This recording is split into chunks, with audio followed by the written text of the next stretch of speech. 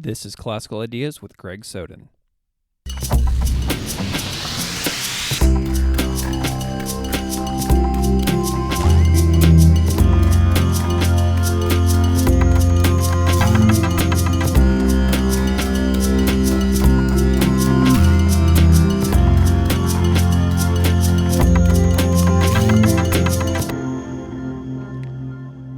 Welcome to Classical Ideas. This is Greg Soden. Every year that I've taught about religions, I spend a large amount of time teaching students about Israel, the history of the region, the lives of Palestinians, the significance of Jerusalem, the difficulties of archaeological research in the region, and I do my best to bring them perspectives from all sides of the long-standing disagreements over the borders of Israel, the wars that have plagued the area, and the fate of the Palestinians living inside the Gaza Strip and the West Bank.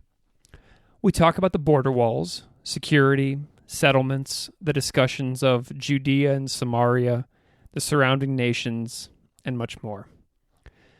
There is an incredible amount of resources on this topic.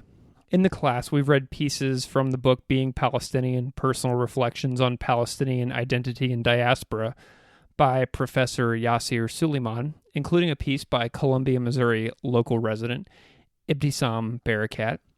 We watch Straddling the Fence, in which Thomas Friedman of the New York Times interviews people living on both sides of the West Bank border walls, including settlers and people walled into the Arab town of Qalqilia. We look at an overview of the history by Ezra Klein's Vox channel. We study the collaboration between scholars Dan Cohen-Sherbach and Dawood al-Alami. We have Palestinian guest speakers and Jewish Zionist guest speakers, two of whom have been guests on this show. We read the book of Genesis, describing the covenant of God and Abraham, and more. We debate the issue. The students obviously can't walk away experts studying the issue in 2 weeks, but they walk away feeling like they have a basic understanding of this topic that they can address in the coming years. And that matters to me. So I wanted to create an episode discussing Israel and Palestine with someone who doesn't really have a personally emotional stake in the situation, but who cares deeply about the situation. I wanted to talk to someone who cares about the peace process, but who cares about both sides in the peace process. And by saying that, I'm not saying that other people don't care about both sides. I also wanted to talk to someone who has a unique specialization to give the episode a bit more flavor than just going over the situation's talking points, which can be found in a lot of fine publications. So today's guest is Dr. Daniel Hummel. Dr. Hummel is a scholar, writer, researcher, and teacher of religion, politics, and foreign policy in the United States and the modern Middle East. He is currently a Robert M. Kingdon Fellow at the Institute for Research in the Humanities at the University of Wisconsin-Madison. Dr. Hummel is also a specialist in a concept of Christian Zionism and has a forthcoming book from the University of Pennsylvania Press entitled A Covenant of the Mind: Evangelicals, Israel, and the Construction of a Special Relationship. Dr. Hummel's unique take on the Israel-Palestine situation is tinted with his own expertise in Christian Zionism, and we discuss that issue in a lot of depth in this conversation as well. Dr. Hummel is also a contributor to the Washington Post in the Middle East Current Events section, which matters to me because he is engaged in the mainstream conversations on this topic. So without further delay, here is my conversation with Dr. Daniel Hummel from the University of Wisconsin.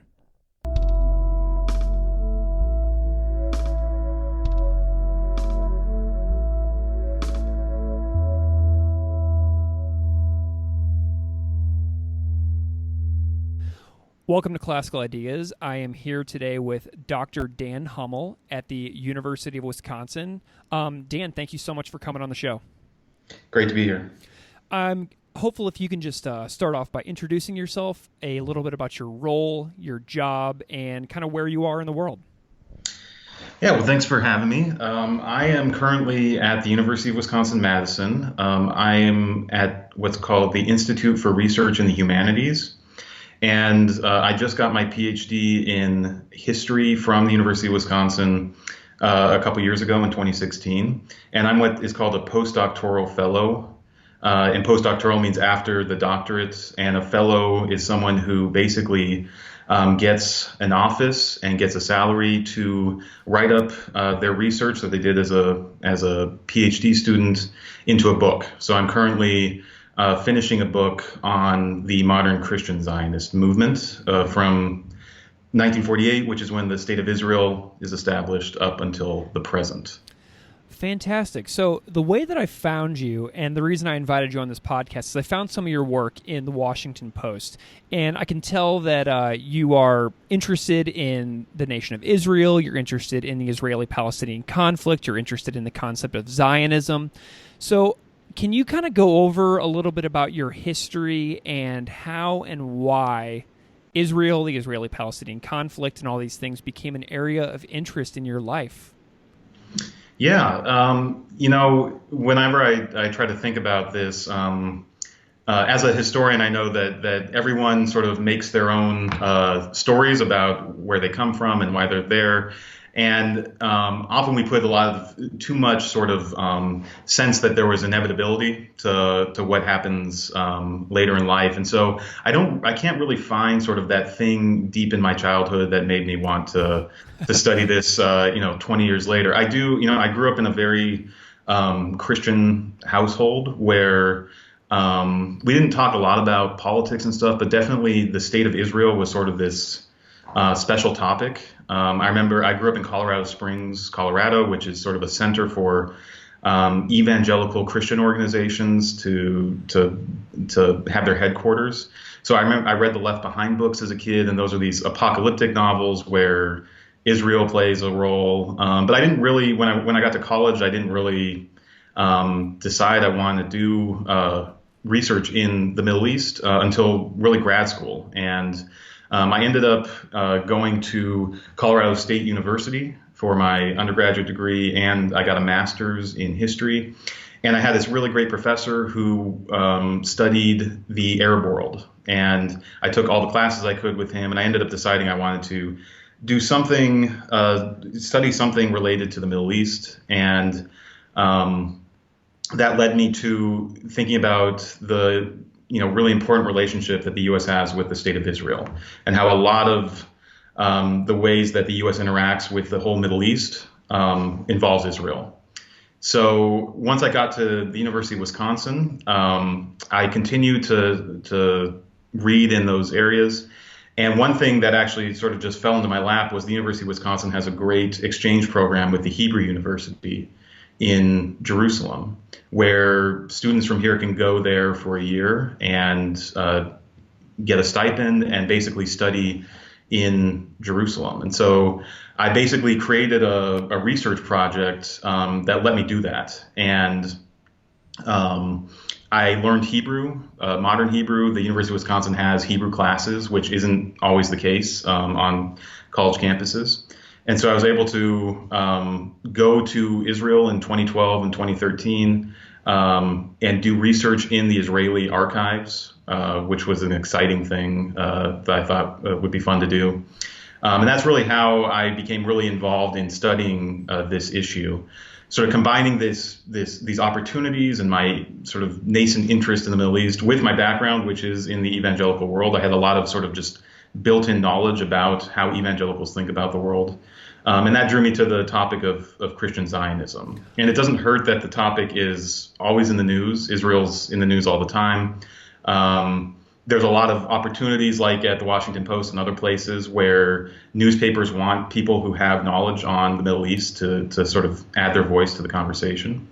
And so that's really been I've enjoyed researching it, not just because it's interesting, but because it's a relevant topic and allows me to take historical knowledge, mostly about the 20th century, but even going back further than that, and try to contribute to the conversations today.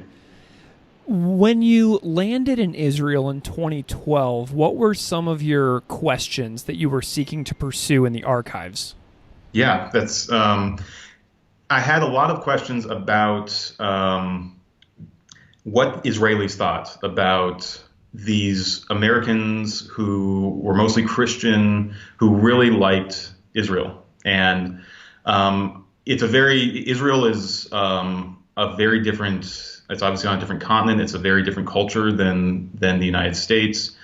And so I had a lot of questions about what they thought about American Christians. I was very much interested in today we see a lot of evidence of American evangelical interest in Israel. Mike Pence, the vice president, is very open about supporting Israel based on his Christian faith.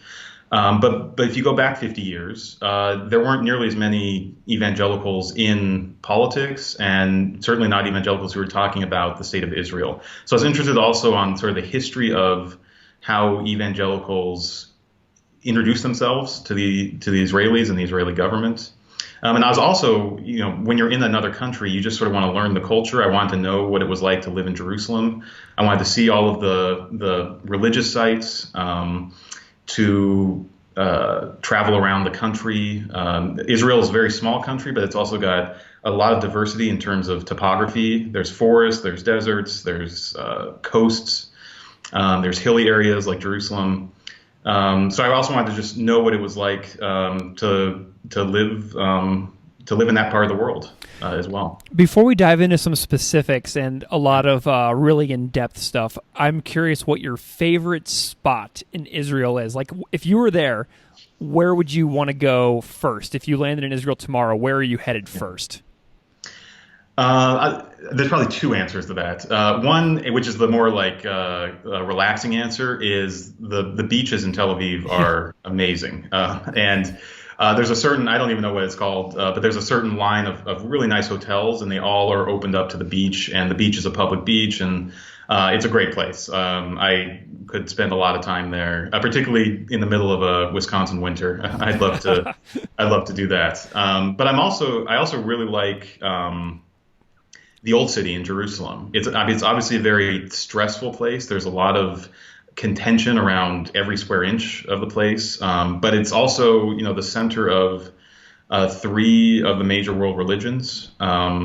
It's fascinating to meet and talk to people who live in the Old City. There's still plenty of people that live sort of within the walls of the city, and a lot of them are merchants that sell things to tourists. But there's children that go to school in there, and the Old City is divided into four quarters, and one of the quarters is the Jewish quarter, one is the Muslim quarter, and then there's two quarters that are different types of Christian faiths. But it's fascinating to just walk through, and you can sort of just in a couple seconds walk into a whole different religious culture. And so I really like that area too. And there's so many things.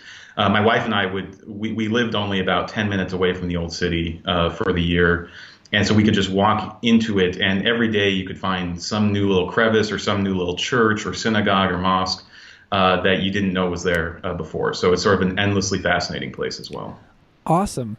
So there is a long history of tension in the region, as you have mentioned, and Israel was founded in 1948. But long before that, whenever the population of, whenever the Jewish population started coming back, there was the Zionist Congress, and there was a group of rabbis who went and visited the area, and they said that the bride is beautiful, but she belongs to another man. So there is a long history of tension in the region that has come to be known as the Arab-Israeli War or the Israeli-Palestinian conflict. So I want to do a sort of introductory discussion with you on an overview of the situation that you feel like everybody needs to know. So what are some of the most integral and important moments of the last 70 years in Israel that every person should know, in your opinion?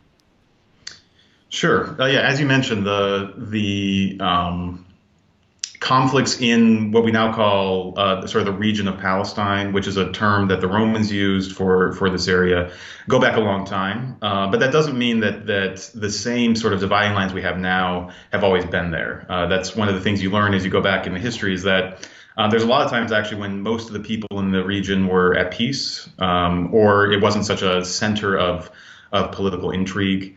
But I would say the first real big event, particularly for the history of modern Israel, is in November of 1947 was the partition of Palestine, as it's called, which was voted on by the UN and passed. And that's where the UN basically said, because of a lot of reasons, but because of the large Jewish and Arab populations in Palestine, the UN decided to partition Palestine into a Jewish state and an Arab state.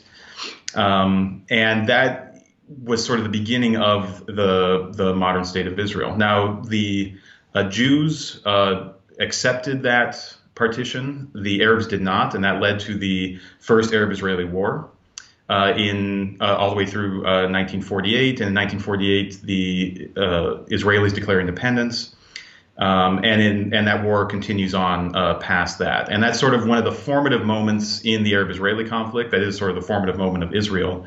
But also things that happened during that war, we still see today. And one of them is this issue of Palestinian refugees. A lot of Palestinians, Arabs at the time, Arab Palestinians, fled the war area, and they have not returned since then. And this is an outstanding issue that sort of still is one of the main issues debated. Another one is the borders of modern Israel. And these borders that we're still debating now are ones that have roots in that partition decision and in the war in 1948. So that's sort of a formative moment when you see some of the battle lines that we still have today sort of emerge. And what's really interesting about 1948 is if anybody goes and looks at that map, it looks significantly different than what you would see if you looked at a map of Israel today. That's right. Which I believe will take you into your next essential moment, won't it? That's right. Yes. So just 20 years after Israel is founded and we have this war, we get the war in 1967. And this is sort of a very seismic event for both the Jewish world and Israel and the Arab world. And this is a war where it's a very short war. It's often called the 6-Day War because that's how long it actually took, and that's in June of 1967. And there's a lead up to the war, but the big takeaway is that Israel basically preemptively strikes the Arab countries around it, Egypt, Jordan, and Syria, and ends up, and they had reasons to preemptively strike. Egypt had cut off a sea route, and there was a lot of tension on both sides. But the result of the war is that Israel ends up occupying a lot of land. They occupy the Sinai Peninsula. They occupy East Jerusalem, which includes the Old City. They occupy the West Bank and the Gaza Strip, and a place up north near Syria called the Golan Heights. And these areas are occupied. They're still called the occupied territories.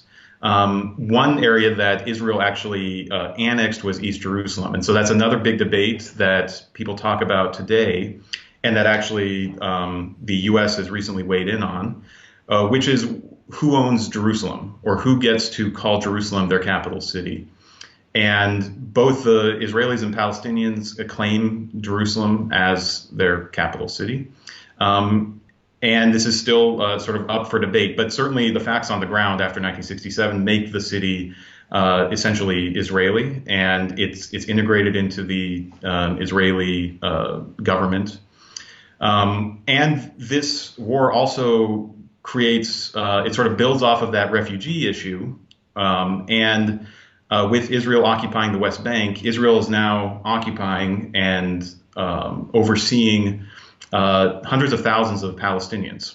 And these Palestinians aren't citizens of Israel, but they're also not citizens of any other country.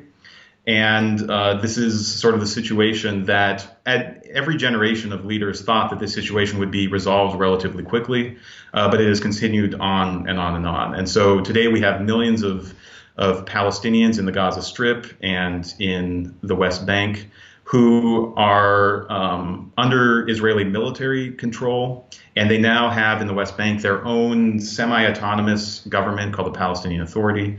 But they don't have full citizenship in any country. And that's, been one of these, another issue that we haven't found a diplomatic solution to yet either. So what is the significance of the wall, the Western Wall, in the 1967 war? Because I know that's a very important point as well for listeners.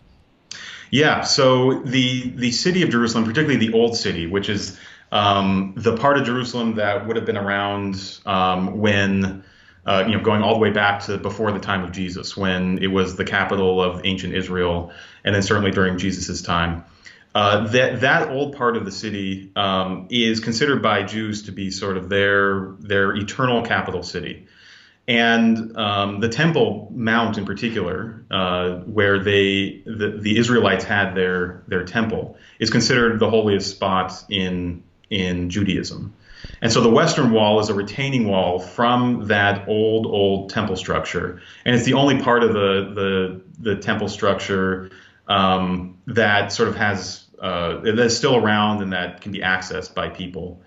And so in 1967, when the Israeli troops sort of control this area, this is the first time, and this is how Israelis talk about it, this is the first time in almost 2,000 years that Jews have been able to go to this area and sort of pray or practice their faith in this area uninhibited by outside powers. So going all the way back to the Romans, all the way through, the Ottomans and the British and every other occupying force in the region, this is the first time that sort of Jews are able to go to their own holiest site and pray at it. And it's also a very important area for just Israeli nationalism as sort of a symbol of the Israeli state and the continuity that the state has with Jewish history going all the way back to the events in the Bible. Excellent. So we have, so far in our timeline, we've had from 1947 and 48 all the way up to the Six-Day War in 1967, where the Israelis essentially reclaim huge parts of Jerusalem and then take over these occupied territories in East Jerusalem, the Gaza Strip, and the West Bank. So is it all good after that? Obviously not. It's frustratingly doesn't move a lot, actually. I mean, there's definitely developments since then that are very important.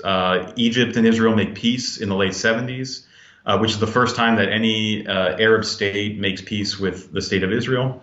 In the 90s, Israel signs an agreement with Jordan, and so there's a second Arab state that Israel is at peace with.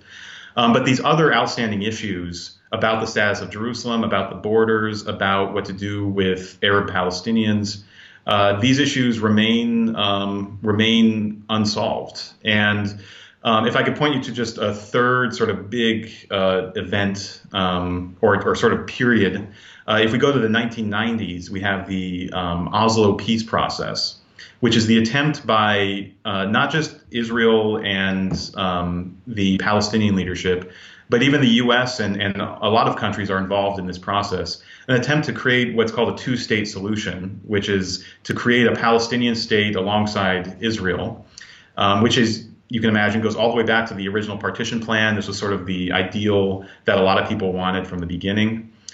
And the Oslo peace process is sort of the process that both sides agreed to try to make this two-state solution work.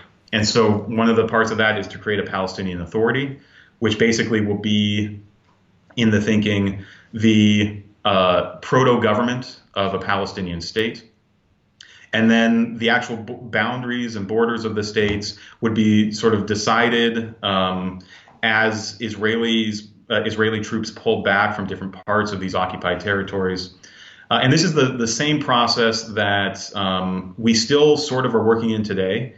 That Oslo peace process broke down in the late 1990s and early 2000s. And then there was another attempt during the 2000s called the Roadmap to try to sort of restart these issues. The Obama administration tried to do their own version of a peace process, but we're still in that process, and there hasn't been any sort of advancement. I was watching a documentary made by Thomas Friedman from the New York Times called Straddling the Fence, where he goes and interviews people living on both sides of the border walls in the Gaza Strip, in the West Bank, and in mainland Israel. And he asked young Israelis about the roadmap. And one of the young people in the video said, "Roadmap to where? Nobody knows." It was a really interesting moment. One of the things I'm really curious about, and this is something that I've taken on sort of a nerdy interest in recently, is the role and importance of President Jimmy Carter in Israel. And I think that this is something that a lot of people need to be reminded about, because he spent so much time in his presidency and his one term on the issue of Israel. What is the significance of Carter in this entire situation? Yeah, so definitely when Carter was elected president in 1977, I don't know if many people thought this would be sort of the issue that he spent a good deal of his presidency focused on. And he certainly didn't really have the credentials. I mean, he was the governor of Georgia. He had been to Israel, I think, once before being president, but he didn't have like a long-standing passion for this issue. But he ended up really seeing himself as a peacemaker, and Carter was is a very strong Christian, and he really internalized those commands by Jesus to try to make peace with your enemies. And so he really saw the situation in Israel as one that could really use his detailed, consistent mediation. And he was building off of work that presidents before him, President Nixon and President Ford, and the Secretary of State, Henry Kissinger, they'd been working on trying to get peace between Egypt and Israel for a while. But what really Carter brought to the table was his personal diplomacy and his insistence that both the leaders of Israel and Egypt and him all meet together and really hammer out over basically 13 days at Camp David, hammer out an agreement. And there's some really good books about those negotiations and how tense they were, how Carter was often the one to sort of save everybody from just leaving and going their own ways. And what eventually comes out of that is the Camp David Accords, which do provide for peace between Israel and Egypt, but they also sort of bracket and sideline other issues that Carter had wanted to deal with, including what to do with the Palestinians and sort of their ultimate status. But that was not something that was going to be able to take place along with the peace agreement. And so since the 70s, and when Carter was doing this, he's had one of those probably the most significant post-presidential career of any president, sort of staying in the spotlight, continuing to write about the Arab-Israeli conflict. And so Carter has continued after being president to try to continue to weigh in on the peace process. He's become more and more critical of Israeli settlements. He was critical of those during his presidency, but as those have grown, his criticisms have grown of Israel as well. And so he continues to be sort of a voice calling for restarting the peace process. And it is true that even the Oslo process and all the other processes afterward, they were basically modeled on what he did with Egypt in the 70s. So he's sort of the precedent setter for the peace process the last 30 or 40 years. Yeah, from what I can tell, he is definitely a visionary in the situation. One of my hypothetical questions I would ask him if I ever met him was, what would you do if you were put back in the Oval Office today? Like, what is your first motion on Israel if you are president again right now in 2018? I would just be so thrilled to hear his answer on that. Right, yeah. So I have a couple questions here. So I am a high school teacher, and we study these issues. Like, I make them do a deep dive on Israel whenever we study Judaism and whenever we study Islam. We study the significance of the country, of Jerusalem itself. We look at it in the scriptures, and it's a really great experience for the young people. So I want you to imagine for a second that you were a guest speaker in my classroom during our Israel-Palestine unit. What would you say to convince them that they should care about this situation? Yeah. I think, Americans have a on-again, off-again interest, I think, in the Arab-Israeli conflict.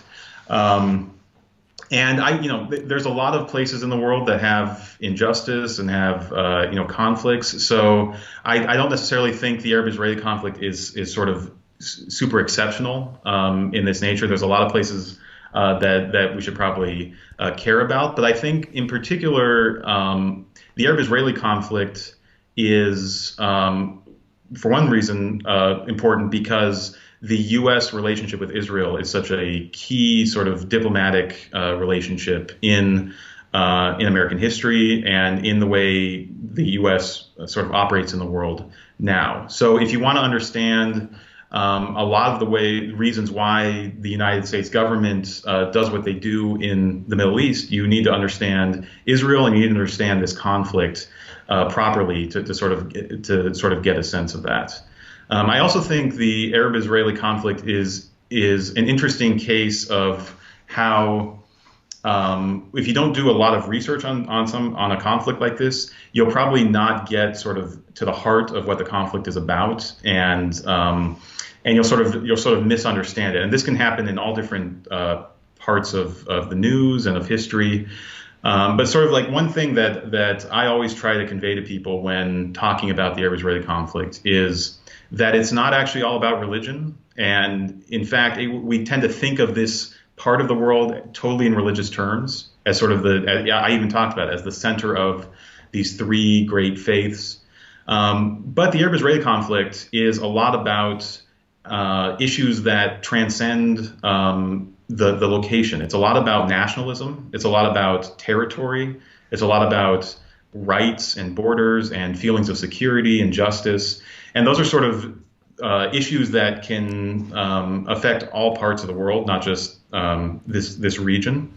And so it's an interesting case study and an interesting way of trying to understand not only how do these conflicts sort of continue to go and why can't people come to an agreement, but also how do Americans in general sort of understand these other parts of the world in relation to themselves. We've talked a lot about parts of the peace process, Camp David Accords. We've talked about Oslo. We talked about the partition plans. What are there any proposals for peace or ideas that you've seen that haven't happened yet or that didn't work that you think are interesting for some unique reason? Yeah. I'm pretty pessimistic on sort of the ability of sort of a diplomatic solution to this problem, which doesn't mean I'm pessimistic on sort of the possibility of a solution. I just think this conflict is so deep-seated. It's almost there's mutually exclusive claims on both sides about who controls the city of Jerusalem, whose land is this.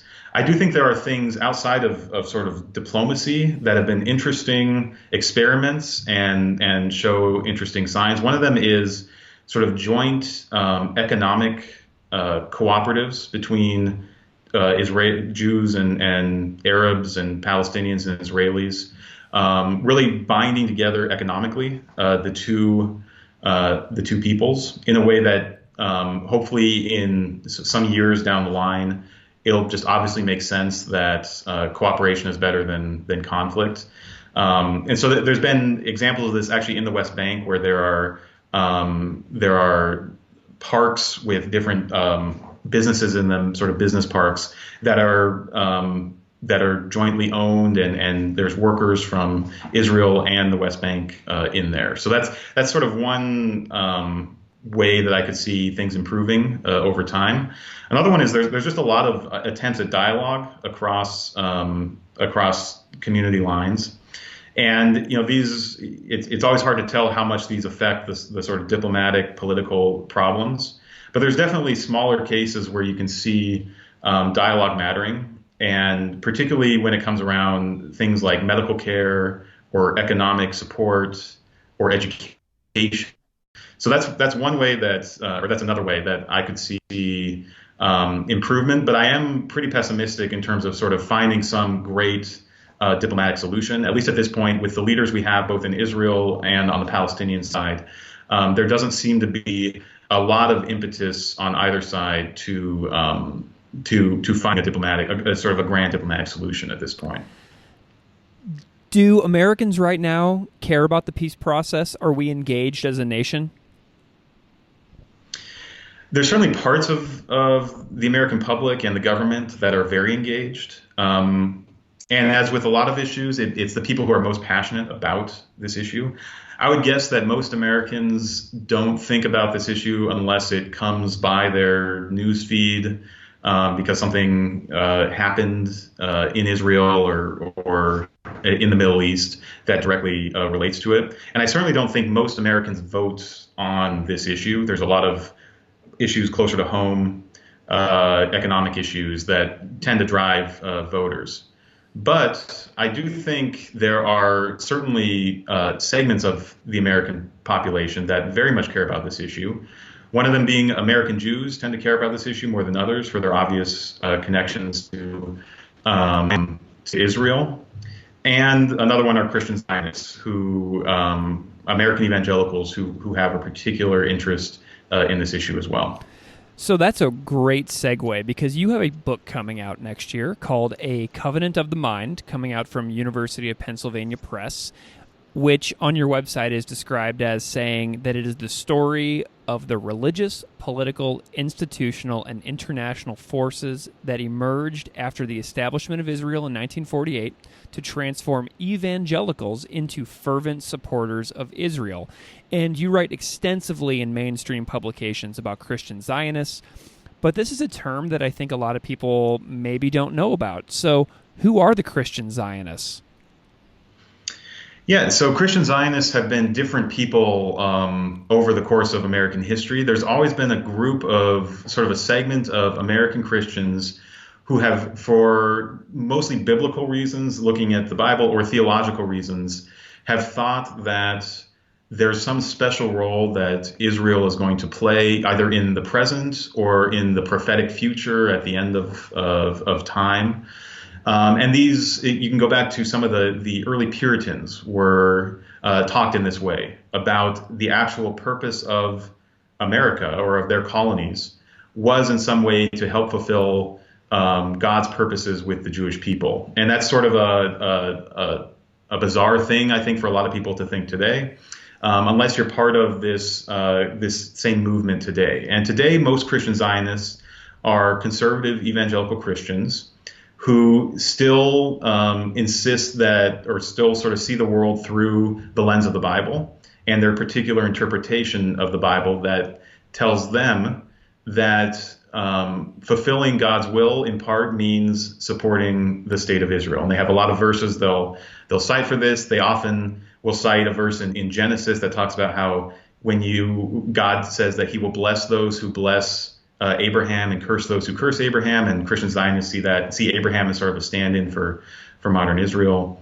But I tend to think of Christian Zionists or any Zionists who use sort of Christian theological arguments and Bible verses to support, to sort of give reasons for why they support the state of Israel.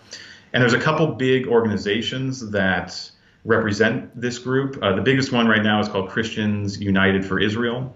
And they are a lobby group in Washington, D.C., and they meet with Congress people and they meet with the White House, and they try to basically lobby the U.S. government to be friendlier to Israel, to give more aid to Israel, and to sort of defend Israel against people who criticize the state. So that's Christian Zionists aren't all part of the political movement, but the ones who are and the ones who are most engaged on this issue tend to be conservative, tend to be evangelical, and tend to be members of the Republican Party as well. What are some of the main theological differences between Christian Zionists and just regular Zionists, like Jewish Zionists? Like, what's like the major scriptural differences between the two? Yeah, so that that verse I mentioned in Genesis, that's Genesis 12:3. That's a reading of that verse that most Jews that would be foreign to them. So that's one sort of difference is many Christian Zionists believe that the United States will be blessed by God or cursed by God, depending on how they treat the state of Israel. Another one is sort of the sort of prophecy-oriented Christian Zionists who think that part of the prophecies being fulfilled in the book of Revelation or other parts of the Bible have to do with there being a state of Israel. They see 1948 as sort of this crucial prophetic year when there's a state of Israel again. And they interpret sort of current events and what the Israeli government does in light of these prophecies. And they're sort of always thinking about how are these things fitting into the grander plan that God has for the Jewish people. Most Jews, or for one thing, most Jews both in the United States and in Israel don't think in these terms, in these religious terms. Their interest in Israel is often much more about either a sense of peoplehood, a sense of historic connection to the land, or a humanitarian connection, or a sense that the Jewish people need a safe place from anti-Semitism, particularly after the Holocaust. And so the sort of biblical support for the state of Israel, that's something you find on sort of the Orthodox Jewish wing. But for most American Jews and for most Israeli Jews, and most Israeli Jews are what we call secular Jews. They don't go to synagogue very often, and they don't consider themselves particularly religious. They don't think in these theological terms at all. So do Christian Zionists care about Israel because of the possibility of the return of the Messiah? That's definitely part of that prophecy orientation. Is there's a sense that things have to happen in Israel, in the Middle East, for Jesus to come back, and I would say that's widely held by Christian Zionists. The only thing and one of the things I try to show in the stuff I write is that's not the only reason they're doing it, and that's when you're an outsider and you're not spending a lot of time sort of reading all their literature and everything they say. We can tend to sort of boil down what Christian Zionists are doing as basically trying to court the end of the world by supporting Israel. And certainly there are people who do that. But I definitely see a sort of more long-lasting interest in Israel that has to do with that blessing theology I mentioned. Also has to do with a sense of Christian guilt over how Christians historically have treated Jews and have persecuted them whenever they've been in Christian societies. Those are also motivations that Christian Zionists have that sort of are alongside that messianic expectation as well. That's really interesting. So I'm going to tie back to our conversation from earlier when you said that in Old City Jerusalem, there are two quarters that are considered Christian in the Old Town. And whenever we study the Israeli-Palestinian situation, my students are always curious about the role of the Christians in Israel. They always ask, whenever we're talking about the Jews and about the Muslims of Israel, what do the Christians think about all this? Can you talk a little bit about what the Christians in the region say when tensions flare up between the Palestinians and the Israelis? Sure. One thing to just keep in mind is that the Christian population is very small in Israel and in the West Bank and in the Middle East entirely. That's one of the sort of sad trends that we see in the Middle East is that the Christian population overall has really declined, mostly due to people leaving the region because of persecution and wars and violence, but also for other reasons as well. But in Israel, there are the 20% of Israelis are Arab, which a lot of people don't recognize either, that they have a very large Arab minority. And a small percentage of those Arabs, about 10%, are Christian. And they are mostly members of the Orthodox Christian church. And they have a totally different view on the Arab-Israeli conflict, on being Israeli citizens, than do Western Christians like Evangelicals. Many of these Arab Christians are very happy to be Israeli citizens. And in fact, some of them serve in the Israeli forces and hold jobs in Israel. But they tend to be far more critical of the Israeli government than other Israelis are, and particularly on issues of discrimination, of access to education, of sort of public funding for Arab institutions. So they tend to be sort of a voice that is both supportive of the Zionist project in a way, though many of them feel like outsiders to a state that basically, if you think about Israel, you always think about it being a Jewish state. A lot of the symbols of the state are Jewish, and these are Arab Israelis who sort of feel outside of the mainstream.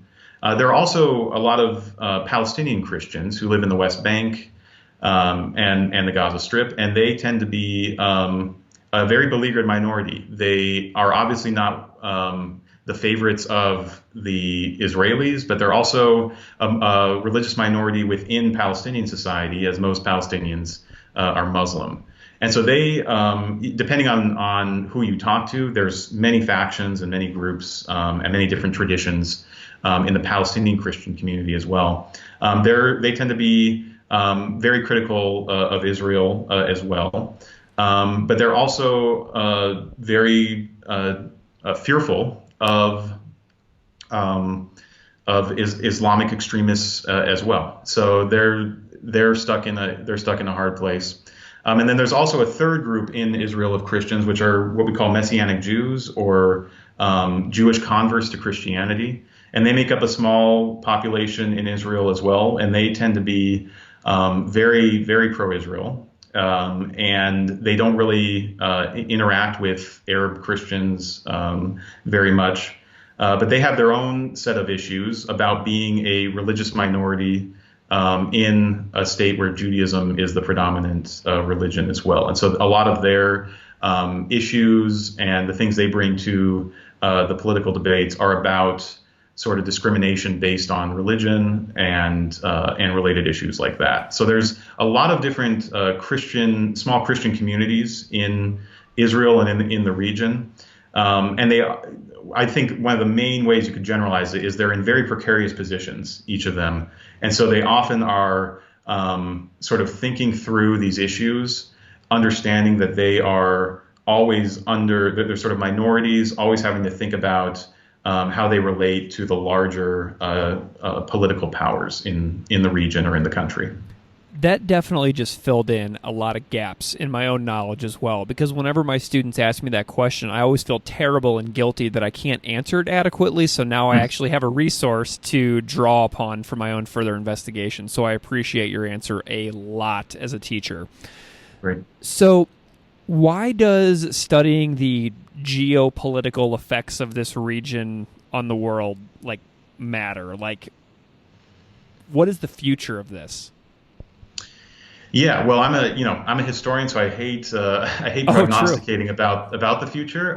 But I certainly think the Middle East is very important. It's been the most important sort of region for U.S. foreign policy going on, at least back to the 1990s and sort of the post-Cold War period. And so there's just a lot of interests and resources. You think about the role of oil in modern America.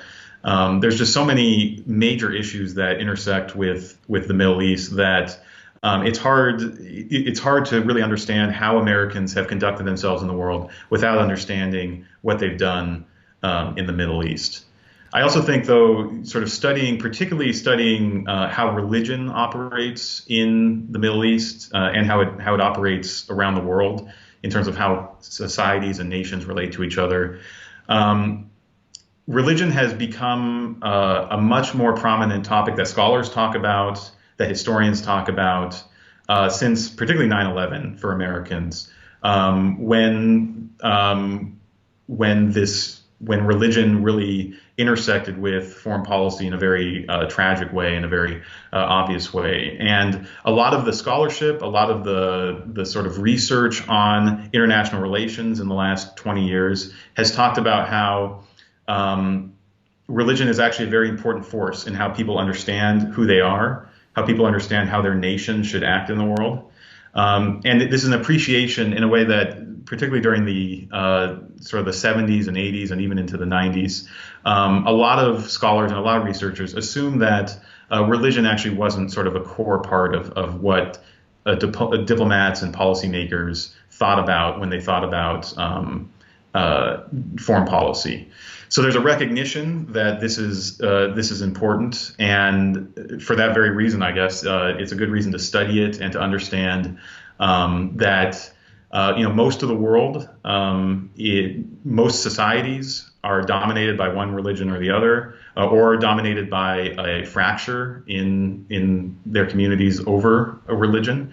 And so it's important to take that seriously and not just assume that those divisions and those conflicts are about something else, but that they're actually about differences in belief and everything that goes with that. And the hope is, in part, that by studying religion and understanding why people believe what they believe and what those beliefs entail, that we can think of new ways to imagine relations between peoples, relations between countries, besides thinking of just sort of clashing differences between Muslims and Jews or Christians and Muslims, and try to think about new ways of relating that don't necessarily erase or try to bracket religion, but think about different ways of imagining those interreligious relationships, so that in the future we can hopefully, not resort to violence, or at least try to mitigate some of the violence in the future. Can you recommend a few books for folks to check out if they want to know more? Sure. I'm just actually looking at my bookshelf right now, and there's a book by a historian named Richard Bullitt called The Case for Islamo-Christian Civilization, which came out in 2004, so it was a few years after 9/11. And that's an interesting book where we often talk about a Judeo-Christian tradition in America and how Jews and Christians have so much in common because of the same sacred text and the same sort of values.